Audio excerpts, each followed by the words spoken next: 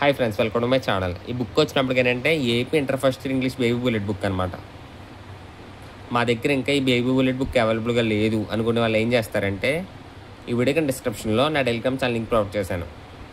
ఆ link click చేసుకున్నట్టయితే నా టెలిగ్రామ్ ఛానల్ బుక్ అంతా అవైలబుల్గా ఉంది. మీరు మాత్రం ఈ బుక్ని పెర్ఫెక్ట్గా చదవాలి. ఏ లెసన్ వదలకూడదు, at the same time A topic కూడా వదలకూడదు. ఓకేనా? అప్పుడే మీకు మంచి మార్క్స్ అనేవి వస్తాయి. అండ్ ఇంకొక విషయం ఏంటంటే, మీకు English baby bullet book first starting పేజ్లో ఇండెక్స్ ఉంటుంది. ఇండెక్స్ అంటే ఏంటి? ఇక్కడ మనకి పబ్లిక్ ఎగ్జామ్ వెయిటేజ్ అనమాట. అంటే ఏవేవి టాపిక్స్ ఎన్ని మార్క్స్కి వస్తున్నాయో అనేది తెలుస్తుంది అనమాట. ఒకసారి వెయిటేజ్ చూడండి. స్టార్టింగ్ పేజ్లో మీకు టోటల్గా 3 సెక్షన్స్ ఉంటాయి. Section A, section B, section C. Section A వచ్చినప్పటికీ prose, poetry, short stories. Section B వచ్చినప్పటికీ comprehensive passages, text to diagram, creative writing.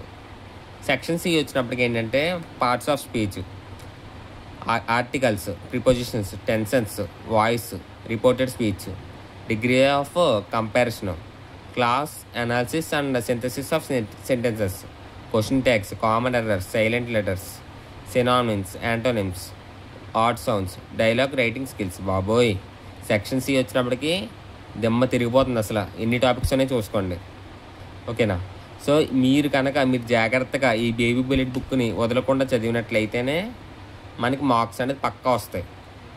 నేను ఎందుకు ఇన్నిసార్లు చెప్తున్నానంటే, ఈ సంవత్సరం సిలబస్ అనేది మారింది, కొత్త సిలబస్ అనమాట.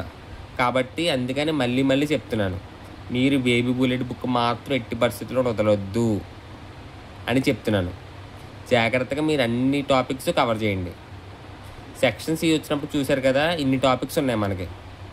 ఇవన్నీ మీరు జాగ్రత్తగా కవర్ చేసినట్లయితేనే మీకు అవుట్ ఆఫ్ మార్క్స్ వస్తాయి. అవుట్ ఆఫ్ అని చెప్పలేను. ఒక ఎన్ని మార్క్స్ పేపర్ ఇది చూస్తానా అండి.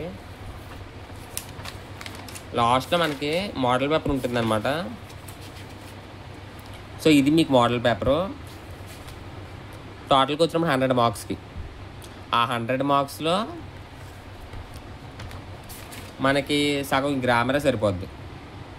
ఓకేనా? సో రిమైనింగ్ మార్క్స్ వచ్చినప్పటికి ఏంటంటే